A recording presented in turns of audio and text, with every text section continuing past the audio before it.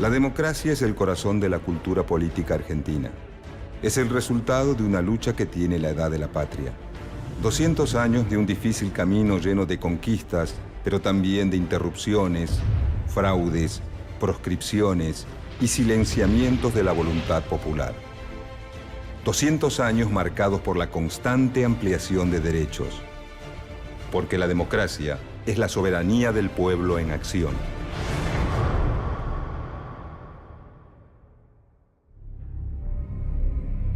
En sus comienzos, las prácticas electorales de la Argentina se diferenciaban mucho de las de hoy. La participación era muy limitada y restringida. Las presidencias de este período, como las de Mitre, Sarmiento, Avellaneda y Roca, entre otras, se establecieron por medio de un sistema que favorecía la adulteración y la compra de votos. A principios del siglo XX, la llegada de enormes masas de inmigrantes provenientes de Europa transforma profundamente a la sociedad argentina. Desde su sanción, la Ley 1420 de Educación Laica, Gratuita y Obligatoria se transforma en el centro de un dinámico dispositivo de inclusión. Pero el sistema político, en manos de una minoría que representa a las clases dominantes, no acompaña ese proceso de movilidad social ascendente. Frente a los intereses de la oligarquía, las grandes mayorías reclaman sus derechos y la lucha popular se intensifica. La Unión Cívica Radical protagoniza una serie de levantamientos armados para reclamar la libertad de sufragio. Dentro del partido gobernante, algunos entienden la necesidad del cambio. Roque Sáenz Peña es el representante de las minorías sociales dominantes y sabe que si un gobierno no se legitima en las urnas, está condenado a gobernar bajo el estado de sitio y la represión militar. Entonces presenta un proyecto destinado a transformar de raíz el sistema político argentino, el voto secreto y obligatorio y el sistema de lista incompleta. Para garantizar la transparencia del sufragio, la ley se sostiene en los padrones de enrolamiento general de los ciudadanos. De esta manera, la justicia electoral aúna esfuerzos con el Ministerio de Guerra para terminar con la manipulación del sufragio de los conservadores. Sáenz Peña cree que, de todas formas, una vez consolidada la reforma, el partido conservador al que él pertenece vencerá en las elecciones. Finalmente se aprueba la Ley 8.871, la Ley Sáenz Peña, un momento clave en la ampliación de derechos políticos que sienta las bases de la democracia moderna en Argentina. En 1916, llega por primera vez a la presidencia alguien elegido por el voto masivo de las clases populares, Hipólito Yrigoyen. Los conservadores pierden el poder y se retiran de la escena, pero más temprano que tarde, regresarán a obtener por la fuerza lo que no pueden conseguir con los votos.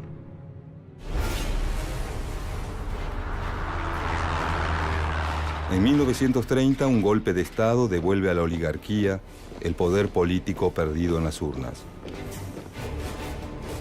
La dictadura del general Uriburu inaugura un periodo sombrío signado por el fraude electoral y la proscripción de Yrigoyen. Una época en que la violación de la autonomía del votante se vuelve regla permanente y que pasará a la historia argentina con un nombre distintivo: la década infame. El general Uriburu desconfía de la capacidad del pueblo para gobernar. Pero los años 40 traerán novedades. Del grupo de oficiales que salta a la escena pública en 1943, uno se destaca sobre el resto: Juan Domingo Perón. Su impronta, su carisma y sus decisiones políticas rápidamente lo convierten en el referente de los sectores trabajadores que vienen de años de enormes injusticias y humillaciones. Perón los escucha, los contiene, les garantiza derechos, atiende sus reclamos.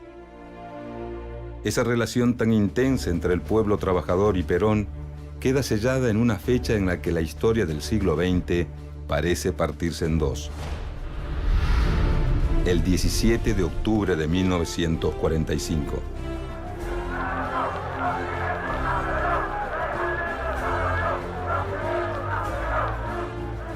Meses después, ese liderazgo se legitima en las urnas. Con Perón en la presidencia, se produce el segundo gran hito en la historia de la ampliación de derechos políticos, el voto femenino. En la figura de Eva Perón se encarna la lucha de más de medio siglo de las mujeres argentinas. Desde el primer momento, Evita encabeza la campaña. Como en 1912, los conservadores se oponen. Argumentan que si la mujer vota, corre peligro la armonía familiar y que el voto femenino es el primer paso para que las mujeres se organicen en un partido contra los hombres. Sin embargo, el 23 de septiembre de 1947, una multitud de mujeres reunida en la Plaza del Congreso festeja la aprobación de la Ley 13.010 de sufragio femenino. Un nuevo triunfo de la democracia argentina. Mujeres de mi patria, recibo en este instante de manos del gobierno de la nación la ley que consagra nuestros derechos cívicos. La masiva concurrencia femenina a la primera elección supera cualquier expectativa.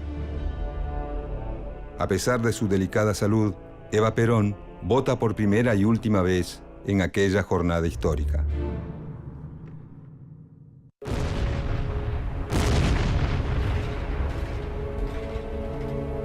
Pero tras una década de democracia, nuevamente un golpe de Estado silencia la voluntad popular. Queda prohibida en todo el territorio de la nación la utilización con fines de afirmación ideológica peronista efectuada públicamente o propaganda peronista, ya se trate de individuos aislados o de grupos de individuos. Se considera especialmente violatoria de esta disposición la utilización de la fotografía, retrato o escultura de los funcionarios peronistas y sus parientes, el nombre propio del presidente depuesto y las expresiones peronismo, peronista, justicialismo, justicialista, tercera posición. Las composiciones musicales Marcha de los Muchachos Peronistas y Evita Capitana, y los discursos del presidente depuesto o de su esposa.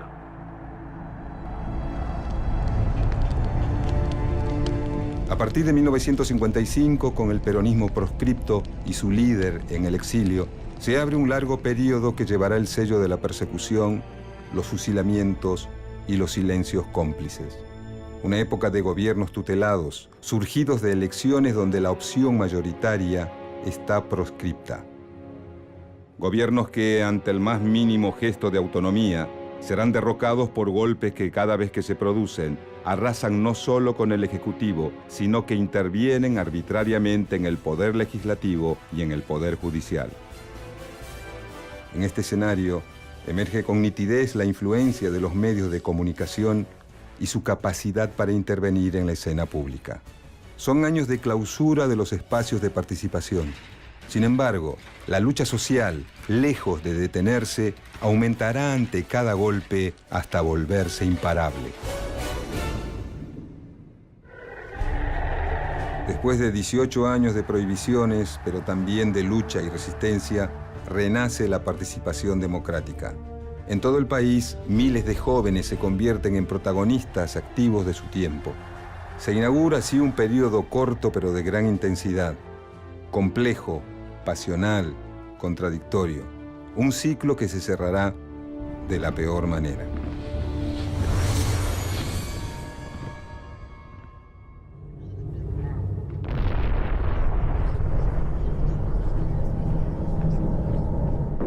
El país se sumerge en la etapa más oscura de su historia, marcada por el terrorismo de Estado. En ese contexto brutal de desaparición, tortura y muerte, la suspensión de los derechos políticos es otra de las cuentas de un rosario de atrocidades.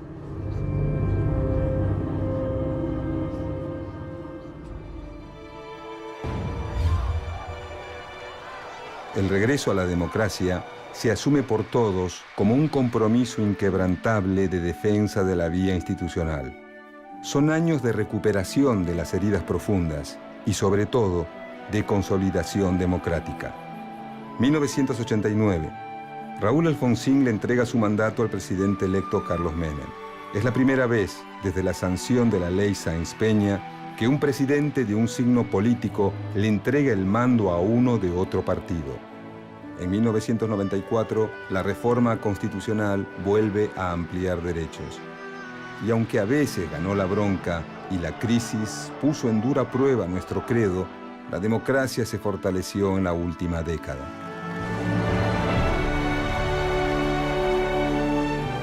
La política regresó para alentar el proyecto de un país más justo y para todos.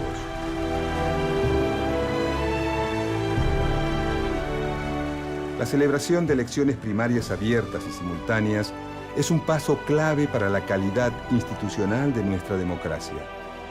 La distribución equitativa del espacio de comunicación audiovisual pone fin a la injusticia que se vivía en cada elección, en la que los candidatos que más se escuchaban en campaña eran los que mayores recursos económicos tenían. Estas son demostraciones contundentes de que la ampliación de los derechos políticos no se detiene. Esa lucha ya centenaria, que logró incorporar a los sectores populares, a las mujeres, a los pueblos originarios, a los privados de su libertad, a los compatriotas que viven en cualquier lugar del mundo, es la misma que hoy batalla por incluir a las nuevas generaciones de argentinos que quieren ser protagonistas de su tiempo, mojones de un camino iniciado hace más de 100 años.